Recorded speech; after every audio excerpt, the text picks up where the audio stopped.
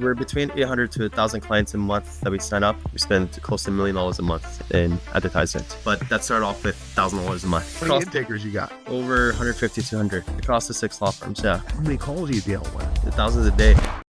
What do you suggest people do in regards to, say, intake? So intake is a very systematic approach. Just a couple of weeks ago, I did a full training, and what we did was we distilled it down to like about 30 different things that are crucial, which included, number one was the tools. Essentially, CRM, obvious. You need to be able to track the leads. What do you like? HubSpot for the robust capabilities. But inside of our program, we went and white labeled Go High Level, which is a very popular CRM. We basically create the workflows inside of Go High Level, and then we have the implementers who know what it takes to be able to go set up the workflows, set up the properties, all that stuff that's required. And what I found, Joe, is the best CRM is the CRM that you use. So It doesn't matter what CRM it is, as long as you have the implementers that can come and set up those system for you and also manage it. That's the right system. But we internally use HubSpot. Second is you need a way to automatically bring the leads into your CRM. So usually Zapier will get that done. Third is you need a phone system, a virtual phone system. The top two, in my opinion, is Aloware or OpenPhone, depending on how robust you want to be. Aloware, if you have a bunch of intakers, you're scaling up, that's probably the best option. And OpenPhone is if you have just a couple of intakers, that will probably get the job done. I've never heard of Aloware. Yeah, very good phone system. Number four what makes it different between, like, say, we're using RingCentral. One of the big things is that it integrates with Zoho, which is what we use. What do you know? What's kind of the difference between the two? Power dialers, automations, and tracking, essentially, what it comes down to. Okay, what's a power dialer? Power dialer is you have a bunch of leads, you have 100 leads. You throw it into the system, and it's able to go and make calls as soon as somebody picks up. Then it connects you to the intaker. Yeah. On that point, let's say, okay, we have four intake personnel, and they come in. They come in every day, and they have their call list. Right, it's usually about 100 calls that each of them needs to make that day. If they used a power dialer, does it call all 100 of them all at once? No, just sequentially. I'll call them until the one person picks up. Then as soon as that one ends, it starts automatically calling the next one, unless if you take off the power dialer. But it's literally exactly what the name says, power dialer. Yeah. The other aspect of it is just the tracking of the nuances of the tracking, not just how many calls and the duration, the missed calls, the drop rates. There's also some capabilities now of AI. It's able to analyze things. Also, they're opening up new services for AI phone answering services. They're going to be native in Aloware. Usually you want to find the tool that is usually the most robust, that scales with you. So it really depends on where you are and where you're going to grow into. And then I would even recommend OpenPhone even more than RingCentral for just a couple of intakers. So I highly recommend looking into that. OpenPhone, okay. Yeah. And then the fourth part of the system is Slack, essentially an internal communication tool. Not anything else, not Zoom chat, not Google Chat, not Gmail chat, any of those. Slack, the benefits of it is automations. So as soon as a lead comes in, our team, instead of Slack, the intake team is notified. As soon as the client is signed up, our onboarding team is notified. There's a lot of good automations in there. And also it builds like a cool ecosphere of like people just hanging out, kind of. It feels like a team collaborative kind of environment, which we like. And then the fifth aspect of it is some kind of AI solutions, intake AI. For 3 of our law firms, we basically, as soon as the lead comes in, we have AI that's texting these leads, pre-qualifying them, screening them, and if they qualify, gets them scheduled with our intakers. So that's with texting. That's via texting. Yeah. Not via phone calls yet. we're waiting for the right moment to be able to transition into phone calls as well. Yeah. But right now, just the texting AI aspect is key. Have you worked with the phone thing at all, the phone AI? We would rather not, because I don't think it's as effective as having an human intaker. So, Yeah. um, It sounds just a AI, little bit off, doesn't it? yeah, yeah, You know, especially it's when enough off. It's enough off where if I was talking, I'd be like, you don't want to. This is like the lifeblood of your entire law firm, so you want to make sure it's done correctly. So not yet is my instinct. Maybe in a couple months, I would say it'll probably be a little bit more fleshed out. yeah, I agree. Yeah. And then the other aspects is KPIs. Essentially, I mean, I'm looking at a very detailed kind of thing, but KPIs, you got to track everything to the T. How many number of calls that are made on a daily basis, average talk time, obviously the number of signups. We track that on a daily, weekly, monthly basis. And then your conversion rate, which we look at your signups divided by a number of qualified leads or number of bookings that are generated for the intaker. So before, hold on a second. Yeah. So your intake, are they doing the actual sales too? Yeah. Okay. So they're don't taking it.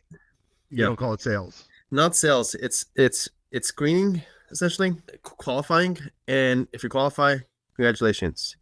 You qualify as a client. Let's sign you up.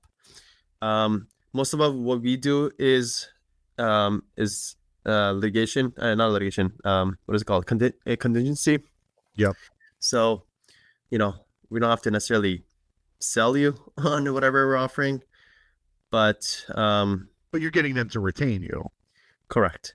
So that's you're not collecting money up front, or do they collect? No money needed to be collected up front. Yes, since we're just looking to send a retainer agreement. Okay. But still, we use overseas intakers for the most part for intake team, and even overseas intakers can also sign up transactional services, collect payments, do all that stuff as well. I've seen it all. I think the craziest one, everything is a gradient. The one on all the way to the right side of this whole gradient is like immigration. That might be the hardest one to potentially screen for, qualify, and sign up and collect the payment. And even for that, I've seen have a close friend who's an immigration lawyer who scaled up his intake team with the rituals and it was me that convinced them that it was possible 4 or 5 years ago. In the beginning, he fought at me, and I'm like, listen, no, it's possible. It's possible. I've seen it for my own law firms, or these things when I thought it was impossible. So if I went through I kind of pushed through. You just have to push through, and then you'll see that it works. And then now I see the end result of that. So once I've seen that, then my mind is anything is possible when it comes to intake. So now you don't necessarily need to have US base, so you don't need to have the person at your office who's trained under you, all that stuff. All that has been fleshed out, and I kind of now I'm into the anything is possible scenario. It's just about accepting it, not fighting it, and then working through it, work through the nuances, create the SOPs, listen to the recordings, train, build some training systems, all that stuff. And if you give it a couple months, all that stuff is completely possible. What you can do about who can set up your clients for you. Yeah. What do you think? So here's our system, right? We have four intake personnel. We use Smith AI. Hey, familiar with Smith AI? Yeah. Oh yeah. You gave me a look. Oh yeah. Okay, I want to hear your take on that. But so we use Smith AI. We have a lot of we promote a lot for Medicaid. But with promoting for Medicaid, no matter how much we tweak the ads, the landing page, to be very clear that it's not just Medicaid, any Medicaid insurance, 75% of our calls are still someone looking for Medicaid insurance. So we finally... we use that to my advantage, by the way. We're going to talk about that too, because that could be used. Yeah. Okay, good. So anyway, so Smith AI qualifies the call. Now, they're only taking marketing calls. The main line, like someone called from our website, that comes straight to our receptionist.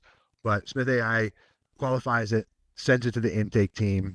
Someone on the intake team does more of a qualification. If they're qualified, they then book them with a consultant that we have, basically a salesperson, who then does the consultation, tries to close the sale. If they don't close, we're then following up with them. We have call cadences set up. So tell me your thought on that process. Whatever, I've been through so many different variations of all types of systems myself personally across my law firms. Also have a close partner who also his name is Hamid Cohen, who runs LegalSoft. He works with hundreds and thousands of law firms, so he has a lot of experience about hearing what works, what doesn't. And then I also have my own program, where I hear lures, we have masterminds, and we go through this. So I've seen it all, heard it all. And what I've learned over time is the less steps you have, the higher rate the conversion rate. And you ideally want to have one step shop. So ideally, Joe, you want to cut that out and just have one level, which is your own in-house qualifiers, screeners, consultative signers. Yeah, I can agree with that. As soon as you do that, you'll send up double more clients, just like that. They'll for multiple reasons. The first person starts the relationship building. So every time you pass off, it's like you're throwing the ball to someone else. The ball could get dropped, and also there's you're not taking the time to build a relationship. I even have my mom, who's one of my intakers. I've seen her on calls. Like, she knows people by name. I mean, they call her, "Hi, Mimi." Like, they say her name. So imagine Mimi now has to send it off to John. John sends it off to Bob. Like, where's the relationship building? Versus now they know Mimi. So even when Mimi signs them up, a couple months later, they're still, "Hey, Mimi, what happened to my case?" Mimi is about, hey, you can send the Slack message and say, "Hey, John is looking for an update." So when you have that one person, you're able to close at a much higher rate, essentially. Yeah, I can see that for sure. And the other aspect of it, you mentioned Smith AI. I built up my practice using Lex Reception and Lex Helper. God bless them, they're amazing, good companies, all that stuff. But I found similar to Smith AI. It's similar to Smith AI, but I think Smith AI just happens to be a little bit more professional and more pricey. But regardless of that, once a light bulb went off that dedicated virtual intakers is the way to go.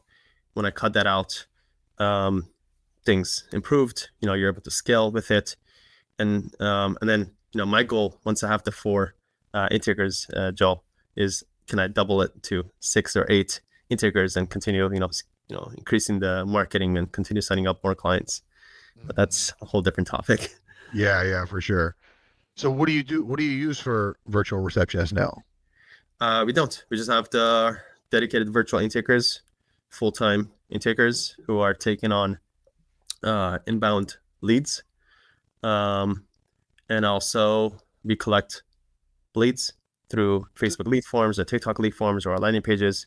And then our intakers go and reach out to these leads right away. And obviously we have automations, texts, and emails that are automatically being sent to go to follow up.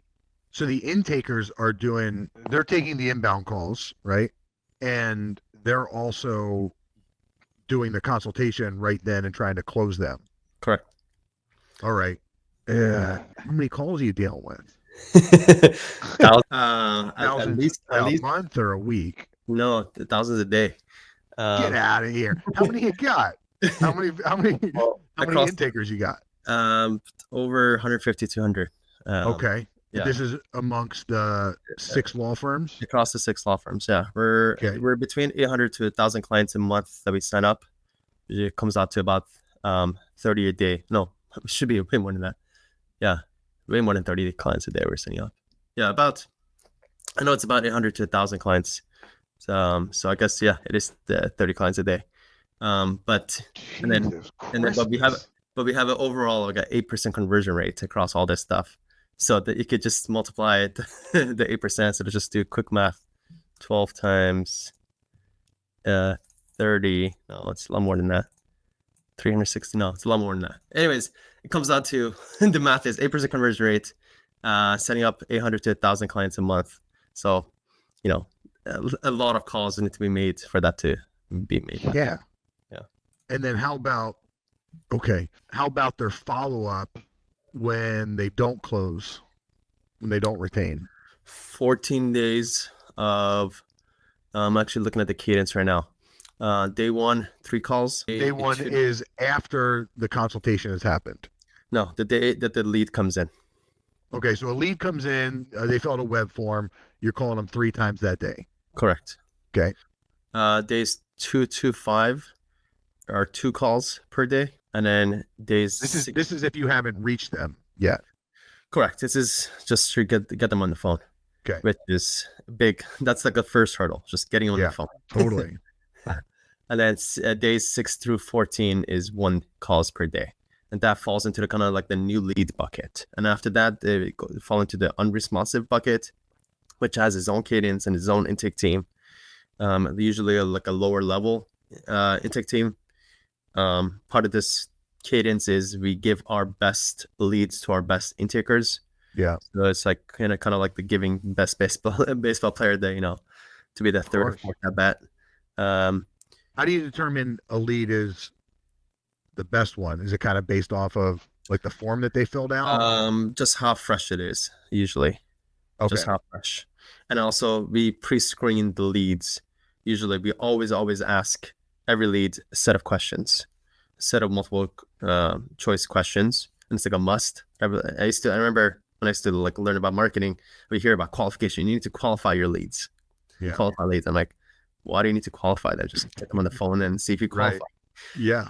Yeah. So what we do is wherever we generate the lead, let's just say for us it's Facebook. Then on our landing page or on our Facebook lead forms, we ask a series of 2 to 4 questions, multiple choice, simple, ideally problem-based questions to figure out what kind of problem that they potentially have. Sometimes we ask an SOL, statute of limitation questions, and we look to either filter through to people that don't qualify, and then sometimes even qualify the better ones. So sometimes we give the better ones that are more likely to be qualified, or ones that are at least proven to be qualified to the better intakers, and then the ones that are kind of questionable to our second tier or third tier kind of intakers. Yeah, it makes sense. Okay, so now you get somebody on the phone, you do the consultation with them, they decide that they need to think about it. Mm-hmm. Okay, which is bullshit, but anyway, they need to think about it. So then what's your cadence for them? But I don't know the exact details of how hardcore what the cadence is at that point. We just have a rule of thumb, and we're usually very aggressive. We go for it. But I would assume then our intakers would schedule the follow-up meeting. Would be the ideal thing to do. Okay, no problem. When do you want me to follow up with you, or when can we have our next meeting? Try to get that scheduled in. And then just pretty much be in contact, and then at the same time still be receiving those nurturing emails from us, so that we're kept in the loop, and we stay in mind with them. We do that. We do that. One of the thing that's been like most successful for us from day one has been because we're transactional, right? And we're higher. Our rates are higher than everyone else in our area, right? We kind of separate ourselves purposely in that way. But the follow-up after a consult didn't close on that first consult, right? We're very aggressive with the follow-up after, right? It's like day 1, day 2, day 5, day 7, day 10, right? All the while they're getting text messages and emails, resending quotes, right? And then once they get up to a month, then we're following up with them monthly forever, right? Yep. So every month they're getting a call. Hey, any update on getting started? And we'll get business from people who we've talked to 5-6 times, and then it's a year later and they're like, yeah, okay, let's start. For sure. I think it just comes down to you being proactive with whatever you do. And second is automating it as much as possible. And then third is just accepting it's also like a numbers game, honestly. Yeah. You can't close everybody. You have to know, what's your conversion rate, create a goal to improve it over time, but also just accepting it. You're not looking to sign up everybody. Instead, how can I go turn on the hose more, and whatever that worked for me to be able to get that person, go get more of it, more exposure, and just go do more of it. Joe, we've scaled up our marketing to, we spend close to $1 million a month in advertisement. I love It's that. all online ads, nothing traditional. It's all spent online. But that started off with $1,000 a month. Right. Yeah. So how do you, okay, do you allocate a certain percentage of revenue? Like how do you determine your marketing budget? It's a very systematic way of thinking about it is what's the value per client? So what we do, a lot of what we do is referrals. So we know what we're getting back. So let's just say it's $5,000. So internally, we have to come up with a number. How much are we willing to spend to be able to make $5,000? Well, for us, and let's just say at some points we could be comfortable spending 2,000, 2,500, maybe even 3,000. And also, obviously, we have to track the back end also. So like the client is signed up, well, from sign up to monetization, what's the rate of that? And sometimes we found out, there's a big drop off potentially from there. So as long as we're clear on those, we have a max cost per acquisition. And at that point, it's just a spending game. Where can I go to all the different platforms, starting with Meta, TikTok, YouTube, Google, Reddit, Quora, whatever ad platforms we could get our hands on to generate those clients that's below our threshold. Yeah. Where is of those platforms, where are you finding the most success? By far, Meta. Yeah. Yeah. Videos the best? Usually a mix. Is that right? Correct. The mix changes, basically we want a variety but different types. And the things change all the time. So you got to stay on top of the trends constantly every single week. We're switching out 30, 40 different types of creatives, testing out different things. And I found over time the things are universal. Once you figure out one type of ad that works for one practice type, also works for the other ones, which is competitive advantage for me. As soon as I see that, multiple ad accounts, I see one that's working. Okay, let's go replicate this with these words for this one. That starts working. And then that's also the good perks of our program. I shared those kind of things that are working. I have a Slack channel. Hey, this is working for me. Start setting this up for our members as well. But what's your marketing team look like? Pretty robust at this point. Sure. We have our core marketing team. Let me pull on my Google sheet. So you have one marketing director, or I essentially act as the brain behind the marketing. So you're heavily involved in it. Oh yeah, for sure. Okay. For sure. And then I have essentially marketing director under me.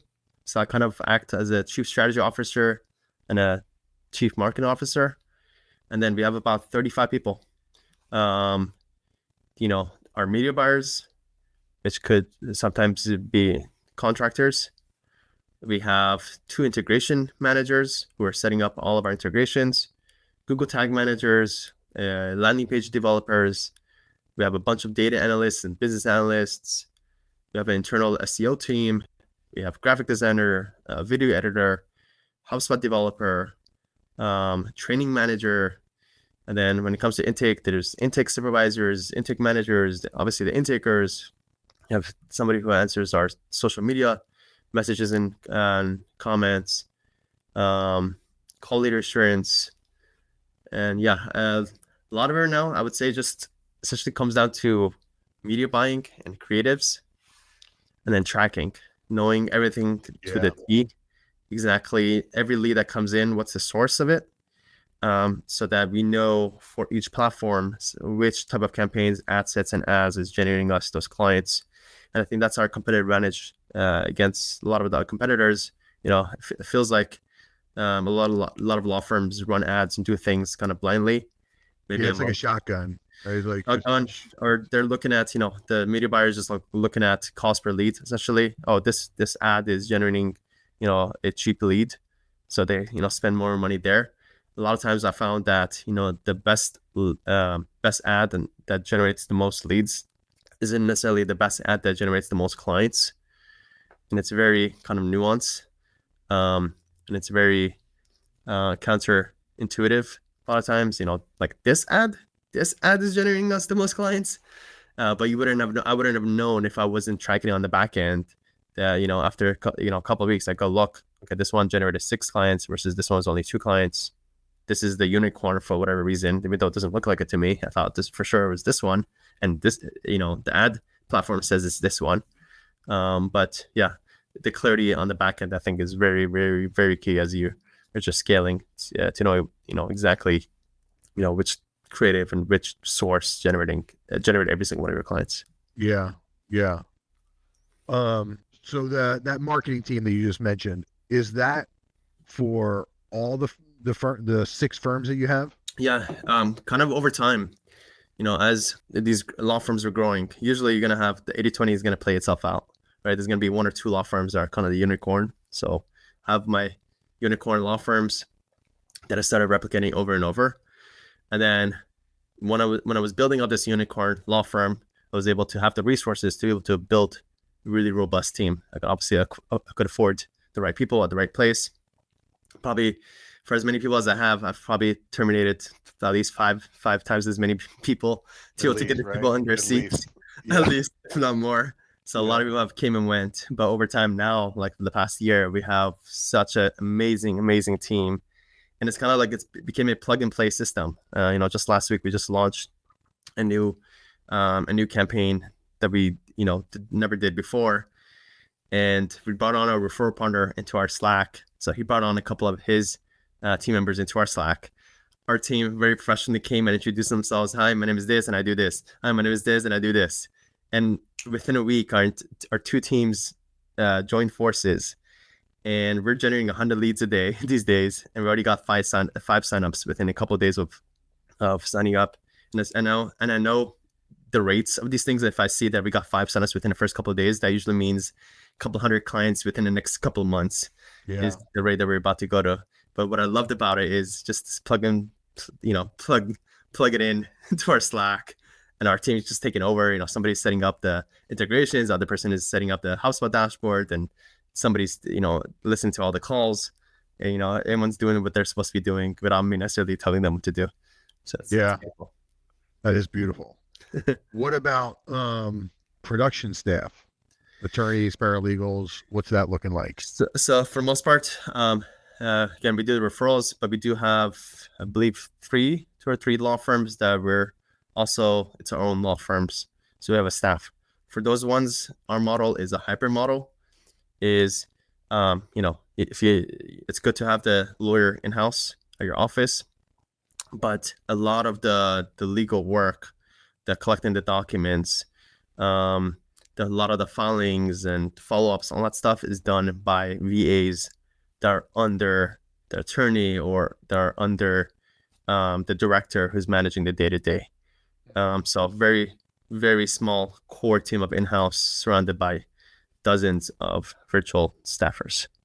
Yeah. Okay. I don't know. You got My Legal Academy. You got all these firms. You got the marketing. I don't know how you sleep. Do you sleep much? I do, but thankfully, through my mentor, I learned how to run things as a business. So I'm not involved in the day-to-day. I'm not talking to my team of 35. For the most part, I only deal with my partner, my directors, and kind of kicking back and being the strategy guy, the idea guy. Hey guys, we haven't tried out this. Let's also do this. Hey, let's optimize this. So I'm kind of like the brain behind the operation. Again, I'm not dealing with the clients. I'm not dealing with the prospects. I'm not dealing with the team for the most part.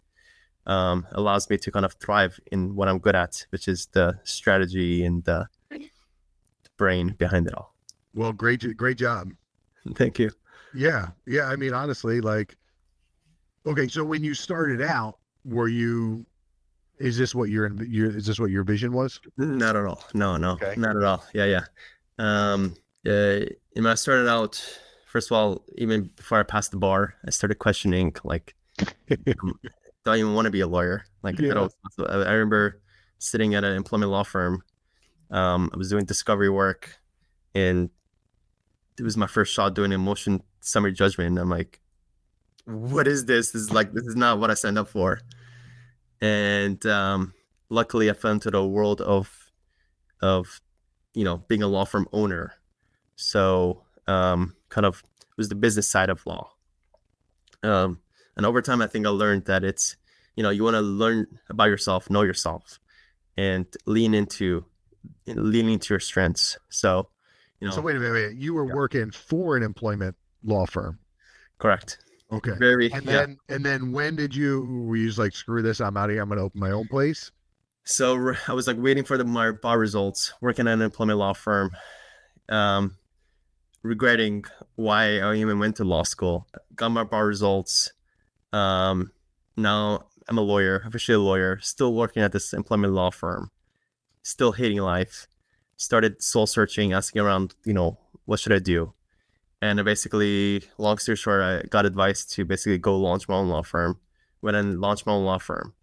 Um, and in my first couple of years, I still did everything. When it came to obviously the marketing, I had to sign up all the clients myself. Yeah, so I did the calls for like a year. Then I realized that my time is limited. So let me try to see if I can funnel leads in through funnels. So maybe I could close people through a funnel. So instead of, all the stuff that like we know about, send people through a funnel so they could watch a video of you. And then if they, watch a video of you, go get them to go book a call. So people would send through book a call. Then I'm like, oh, I don't have time to go, sit on meetings. So I hired my first person from that. And then I also realized that maybe I could serve more clients via email. So I started sending a lot of leads via email to be answered. But what I'm trying to get to is I went through all the different variations of running a law firm. Doing So what you're explaining is what percent of the people attorneys go through when they start their own firm. I went through it all, but I always made sure to adopt and optimize what I was doing. I didn't sit on my hand and do the same thing over and over every single month. I always questioned what I was doing and how can I do this better. That's what a lot of times when I hear, the different tools and things, I'm like, I've been through that, and I could tell you that tool could be used better like this, or maybe you don't need to use that tool, because I remember using this tool and I realized it's not really that important. But I always like to question everything that I'm doing to always optimize the status quo to be able to do it better, or a lot of times don't do it at all. Yeah, I love that.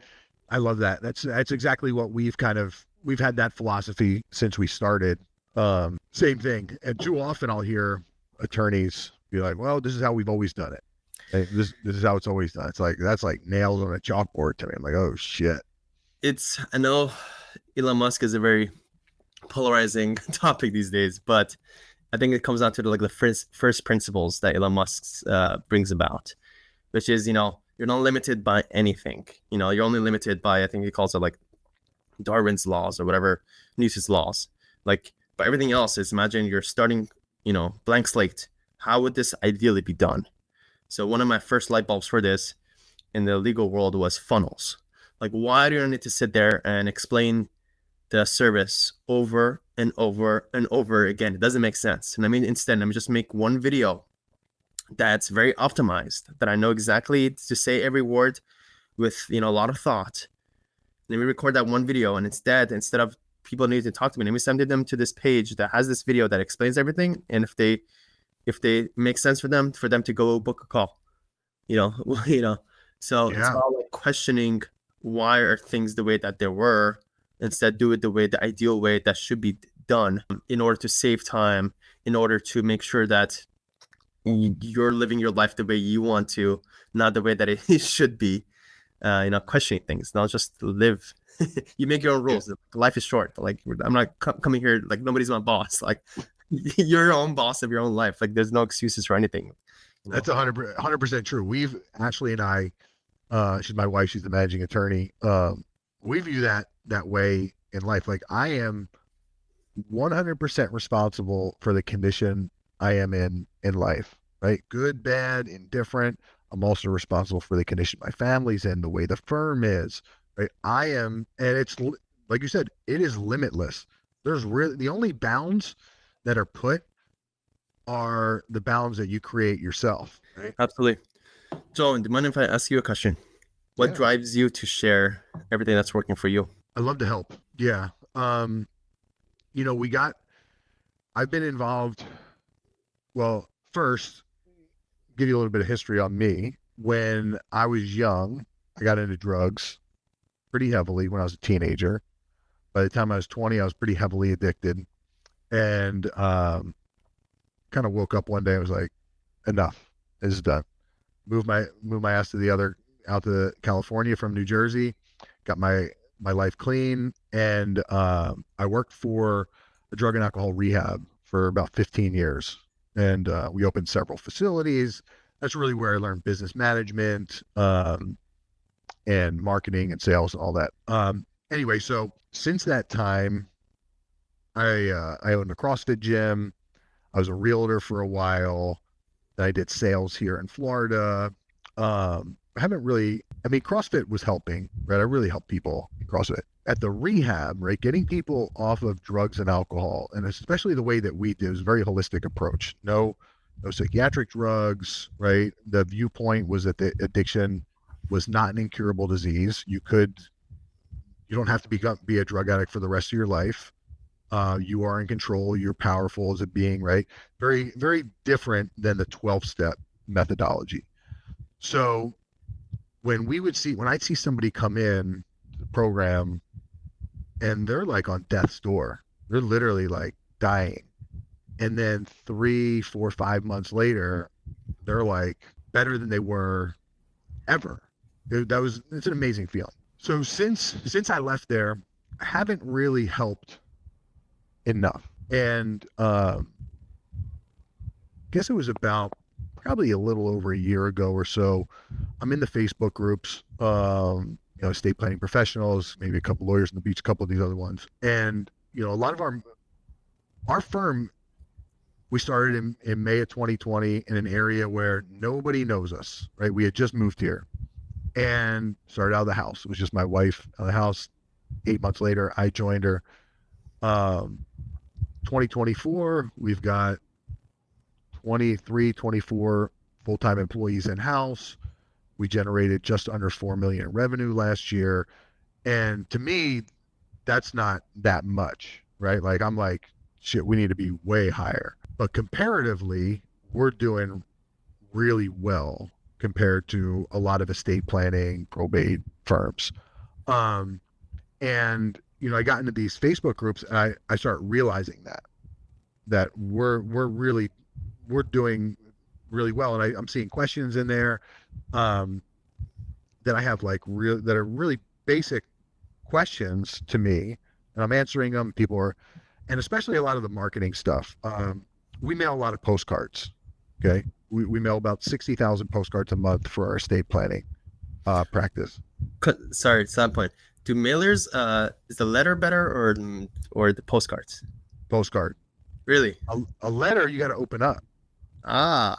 I don't know about you, but if I see, if something comes in my mail and I'm like, this is a advertisement, I'm not opening it. It's going right in the trash. Whereas a postcard, it's right there. They have to look at it. I think you just unlocked a couple $1 million for us. Thank you. There you go. Yeah. So we mail about 60,000 cards a month. Produces a lot of return for us, and that's big numbers, right? Like 60,000 a month is a lot of mailers. It really is. And we didn't start out there. We obviously gradually got up to it. But in the Facebook groups, when I would say this number, people, oh my God. And so over the last year or so, I have people say, hey, can I talk to you, right? And I would talk with attorneys, and I'd meet with them privately. And I don't know, over the last year, probably 30 different ones. And they were so thankful of the information I was sharing. And I got such a high off of it. I would end a call with an attorney and I really helped him out, right? It's like some solo where he's got one paralegal struggling, and they're like little tiny tweaks. Okay, we did this and this was successful. And they're like kind of light bulbs go off. And it was so rewarding for me to help. And then I guess it was in maybe December or something, I decided I was supposed to do another meeting with a guy. I said, hey, you mind if I invite some other people? And so I invited like the whole group, like the estate planning professionals, and ended up having like 120 attorneys join. And it was the same thing. I got the same kick out of it for me personally, because there was so much thanks that was given to me. So to answer your question, why do I give away all this stuff? It's probably selfish. It's probably for selfish reasons that I give it away, because yeah, it makes me feel really good, right? It's not Especially, mutually exclusive. That's the good part about this, right? Right, some people could hear that and be like, "What?" No, but good. It's good to be selfish in this regard. totally. Uh, Yeah, I mean, but some people see the world like such a black and white, like right. But a lot of people don't see the ends in life. So it's great, amazing. It's yeah, very commendable, very nice. and yeah, and you know what? Some people would have said to me like, okay, well, these people are your competition, right? It's like you're helping your competition. I'm like, it's crazy. That's crazy. That's like, that's not limitless thinking, right? That's not an abundance Abundance, yeah, mentality. yep, Yeah. So there's plenty out there. for sure, for sure. And the way that it works is the more you give and share, the more, right, the world opens up to you too. And you start thinking things on a higher level. That I always found, and the things change all the time, So by the time you're expanding it, even sharing it, sometimes there's already the next thing and the next thing, next thing, next thing. So, yeah, so there's no such thing as lack of giving.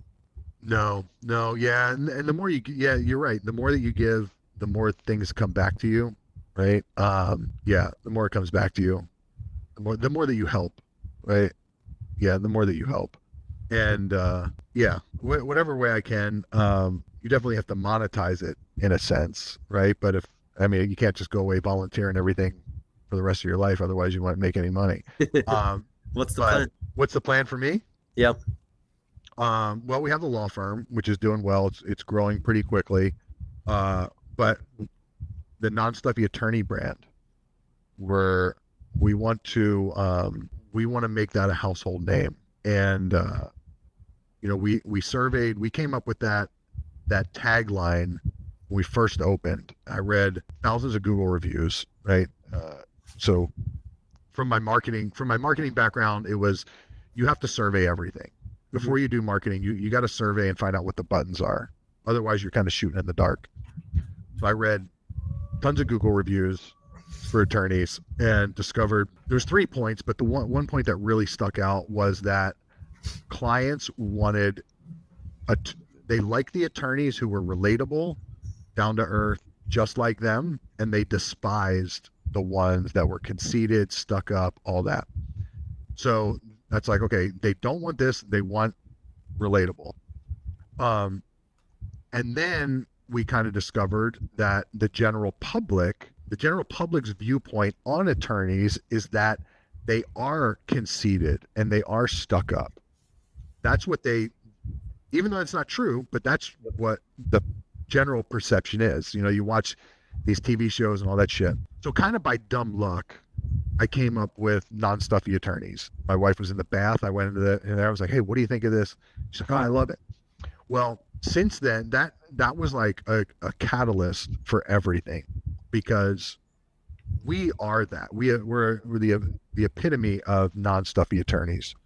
I'm wearing a sweatshirt to work. People are walking around in jeans and a t-shirt. We have a couple dogs running around.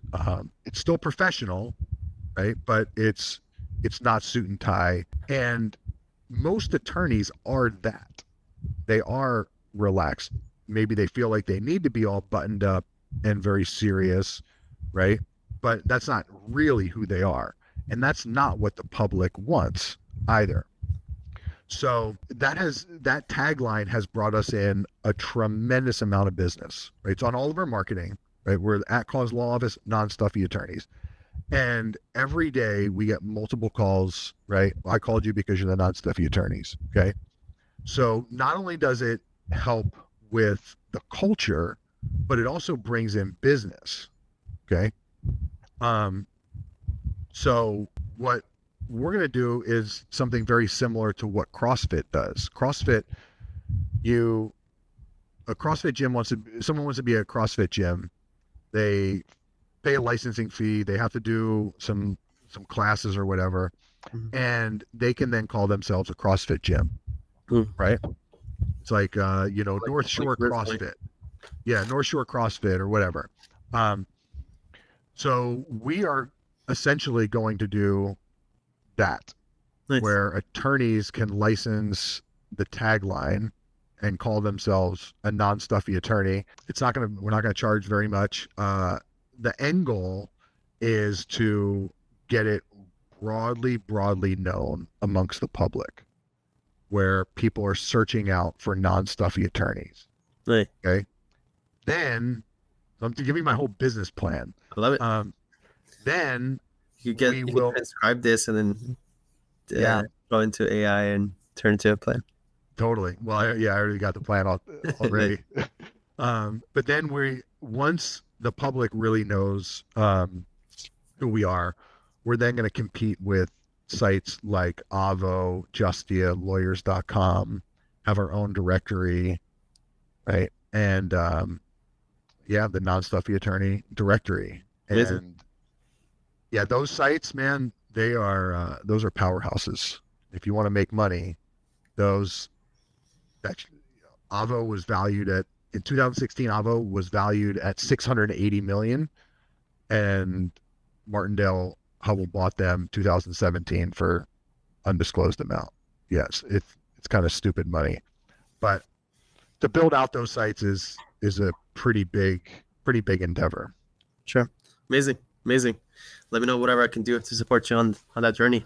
And yeah, Joe, if you see any opportunity for me to be able to instruct or provide guidance about scaling and growing and automating, and also my focus the last 2 years has been a lot of AI. I live and breathe AI, and actual application of it, not just theoretical stuff. Yeah. Just let me know. What are you doing with My Legal Academy? So someone is that like a big part of your attention as a business owner? Not anymore. We have, as I shared, we have about 25-30 people on that team. About half of our staff is on the client success side, and these are either implementers that come set up all the systems with you, or they're coaches who, let's just say, oversee your intake and kind of advise you and your team members to be able to improve your metrics. And then most of my time goes towards the practical application of all these things. So, the actual doing of the law firm growth, and then whatever lessons and things that I learn, I share those internally with our team, and those exact systems that I'm currently, doing myself is exactly what our team implements. Yeah. Nice. Well, I mean, look, with the amount of staff that you have, someone mentioned it to me not long ago. We pay our staff really well, and he was like, look at what you've done, right? We have people who came to us who weren't making that much money, and now they're making a very good living. And you're kind of doing the same in regards to look how many people you're employing, right? You're helping quite a bit. You're creating quite an effect. It's easy. I think it's easy for people not to really look at it as business owners, but it's like, as a business owner, you have the opportunity not to just deliver like a good service that helps, but also, okay, look at the effect that you're creating for the people that work with you and for you. For sure. And our companies and our law firms, because we move so fast and we're scaling, no 2 days are alike. So that usually means, a lot of action and a lot of growth, not just for the stuff that people do, but actually them as a person. They're growing, the things that we're doing now, we weren't doing just a month ago. So people's skills is really advancing really fast. And then also we're all, I learned over time, hire doers, not talkers. Yeah. So we're just a bunch of doers, and that's our culture. Just a bunch of doers who move fast. So how are you? Okay, you hire somebody first. You don't know before you hire them whether they're a talker or a doer. Last year was a lot of I didn't realize it was after fact realization that there were a lot of talkers that we hired. Yeah. So how quickly once you realize that they're not, or how quickly do you realize? No, I'm not in charge of the hiring and the firing for the most part anymore. We have our directors who do those things and make those decisions. But if it was me, it would be pretty Mhm, quick. yeah. Pretty quick. And for me, I'm very, very super instinctual. I have a crazy amount of instinct in regards to people and also the way that things eventually will end up. You know, I don't know, it could be pattern recognition or whatever it could be. So I pick up on things a little bit quicker than my own peers, even my partners or my directors. So a lot of times I see it. I can express it, I'll express it, and then usually it takes a couple of weeks or a couple of months for that, reality to hit.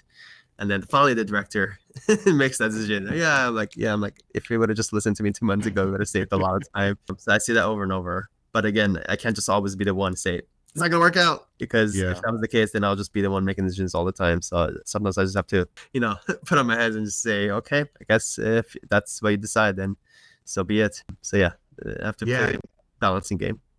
Yeah, you made a little note comment there about making decisions all the time. And that was something that we put in. We actually wrote a policy on it where it's about what executives want, right? What communication does an executive want? And it's it's about information, and it's not demands for decisions. And an executive really like I guess kind of like you, right? You have like these ideas, and then it's like, hey, implement them. I think that's kind of what I'm getting from you. Yeah. For in our world, it's just about KPIs. It's just what are the numbers? Our main KPI is clients per month. So a lot of times I found, that there's some people who say a lot of things or also do a lot of things, but if it doesn't ultimately end up in the result that you're looking for, the reality is that the result is the only thing that matters. Nothing else matters. Not the amount of work that you did, the fact that you work 50 hours, 60 hours a week. If you didn't get the sign up, then Yeah. doesn't So matter. that happens all the time, and I deal with that. I hear a lot of things. I did this, I did this, I did this, I did this. Like, but it doesn't matter. What's the result? How many signups did you get? Whatever. What's the result of it? Did we grow, or is our company going down, or whatever that is? Over time, again, you got to take your clues. You learn as you go, and always question things and try to do things better on a daily basis. And so, if you don't mind, let's end with this, which is the topic that brought us to have this conversation. Yeah. Just posted in the Facebook group. Do you mind bringing that up? I forgot the exact details. Were we talking about growth, right? Percentage of growth. Somebody posted about. I posted. It was a question about because we grew by 88% last year. Oh yeah. Yeah. And I'm like, okay, well, that's not real sustainable, right? And then you came in and you were like, well, actually, it is doable. Okay, so tell me your thoughts. So in my first 4 years, I remember I 4x'd. I remember I made $18,000 in my first year, then $80,000, then 360, then like about $1 million. Then I remember I went into a double stage, and now for the past 2 years, it has been like triple to quadruple, even at these stages. And it is possible. Again, that was what I was trying to share, is that it's all up to you. But somebody came and said, well, is that the ultimate goal? Do you want to grow? Yeah. And my answer was, no, of course not. That's not the ultimate goal. Everybody should have their own goals, to eat, to what's the line, to each their own, of course, 100%, right? That's not the ultimate goal for everybody. Just my style is, I'm looking to, life is short. I'm trying to live an extraordinary life. I'm not trying to be an average guy necessarily. I'm trying to be extraordinary. Why? I have my own reasons. I guess for me, it's just because I only have one life to live. Let's make it extraordinary, I guess. I move quick, just the way my brain works. I don't have patience to move slow and do things, so I move quick. I like being challenged. I like solving new problems. I love creating. So that kind of my personality lends itself to, growing fast, and it just makes it more fun for me. I can't imagine only growing 20%, 40% a year. So that's one part of it that I kind of wanted to express. And the second part is, just because you're growing that fast doesn't mean you have to work 40, 50, 60 hours a week. I don't.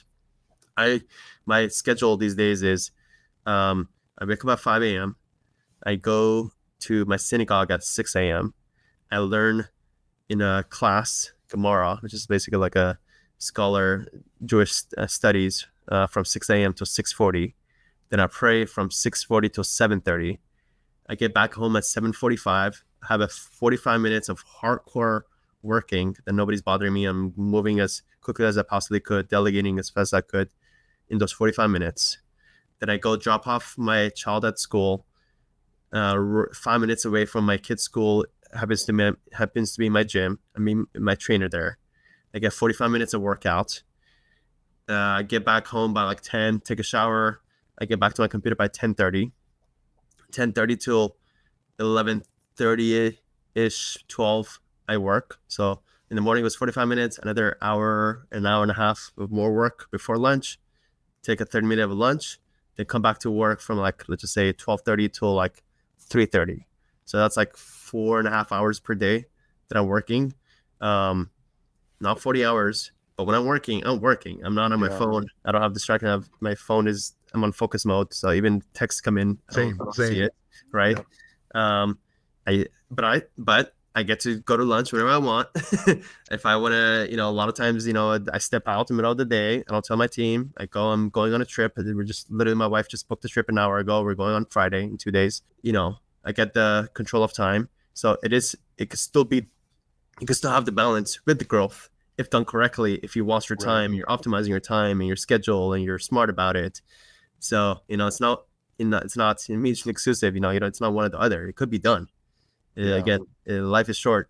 Whatever rules you create for yourself, the way you optimize things, the way the kind of resources you tap into. If you're working on yourself, I have coaches. I just hired an executive assistant. All that stuff, I'm working myself at all times. It could be done. And that just happens to be where I am now. I cannot imagine where I'll be next year. I'm probably going to be continue further optimizing this. God knows how I'm going to be working next year, or who I'm going to be working with, or where I'm going to be working on. But the fact that I know that I'm always optimizing things, knows that I know it's going to be different than what it is right now.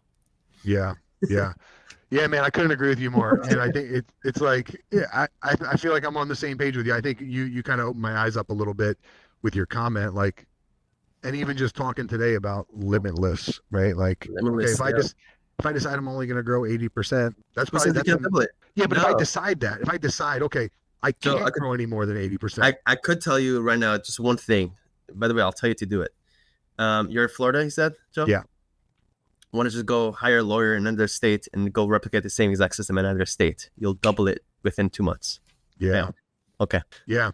And it will be much more work. Same amount of work.